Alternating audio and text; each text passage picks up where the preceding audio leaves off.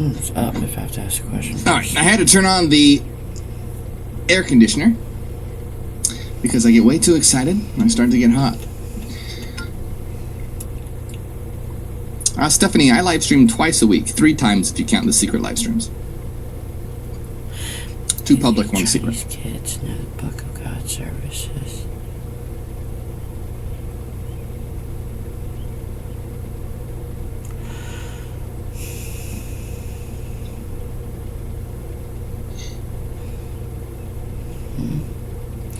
Do you think the Chinese kids know about the Book of God services?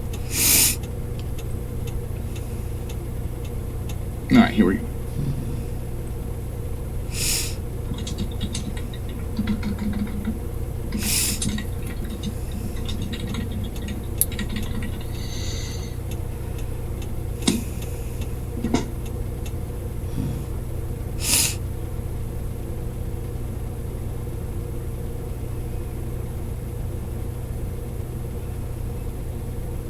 Oh, JJ Bruiser, thank you for the stars. McDonald, George, Eden, Johnny, thank you for the stars.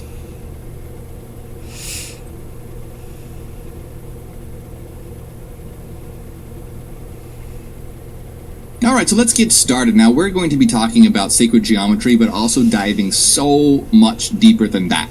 So, if anyone is unfamiliar with what sacred geometry is, let's just give a really quick summary here. And here is a description from the internet. So, sacred geometry patterns. Here, let me bring this over so I can see it better.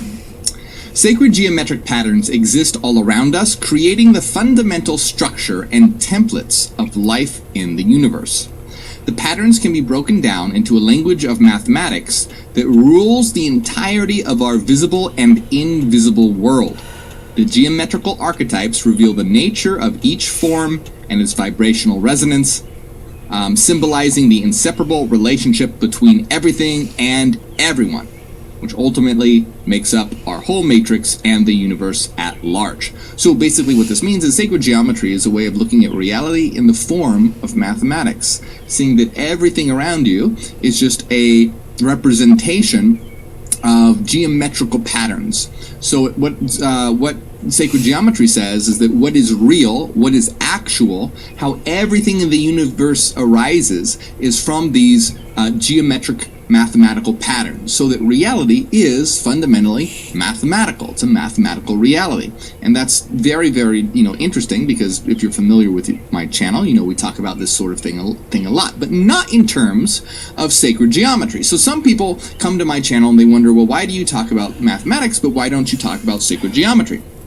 And what I'm going to do today is talk about sacred geometry and show you the differences and equivalences that are very important for understanding how reality works and how reality is mathematical, but in a very certain and particular way.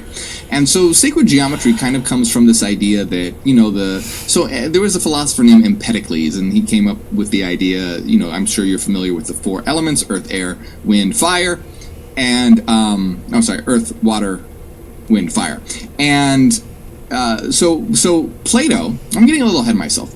You want to say the first person who began the idea that reality is mathematical is Pythagoras. So Pythagoras, him with the Pythagorean theorem, very famous.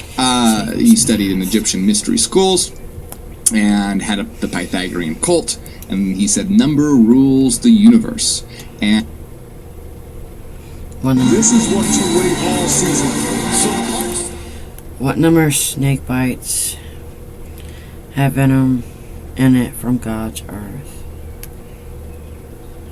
The whole idea was that reality was mathematical. Now, Plato came along, and he went a step further by describing how reality is mathematical, and he came up with the 5 Platonic Solids, and you will see this all the time. So this is really important, because some people come to my channel and they've seen a lot of New Age mysticism. Maybe you've seen the channel Spirit Science, or I don't know, any of those New Age channels out there. They talk about sacred geometry a lot. They'll talk about the Platonic Solids a lot. Now, there's a lot to sacred geometry, but a large number of them subscribe to the idea of the Platonic Solids, and they think that reality is based on these Platonic Solids. So, what are the Platonic Solids? And if you're familiar with sacred geometry, you've heard all this before, but if you're not, I'll give you a quick rundown here. So, the Greeks taught that these 5 solids were the core patterns of physical creation. So 4 of the solids were seen as the archetypal patterns behind the 4 elements: earth, air, fire, and water. So do you see the important thing here is you have someone like Empedocles come along and go, okay, well, reality is composed of 4 elements: earth, air, fire, and water. But what then Plato came along and did, and he said, well, books of God's reality might be made of earth, air, fire, and water, but ultimately those are just expressions of geometric patterns. Does that make sense? So, there's a mosquito in my room. Go away, mosquito. Books of God's services. There's the big difference here. See, it's a big difference between saying reality is made of earth, air, fire, and water, and then going, well, that may be the case, but fundamentally these are just expressions of geometric patterns. And so Plato said that there were 4 archetypal patterns behind the 4 elements. You can think of it sort of like the fundamental blueprints of existence. While the 5th, and he did have a 5th one, was held to be the pattern behind the life force itself. The Greeks, ether, or spirit, or whatever you'd like to call it. And so he did have that 5th element. So you can see here them sort of represented in these, rock sculptures. But if we take a look at, let's see if I can let me see if you can see this on screen. Okay, so here are some of the Platonic solids. Okay, see we have fire, which is the tetrahedron, air, which is the octahedron,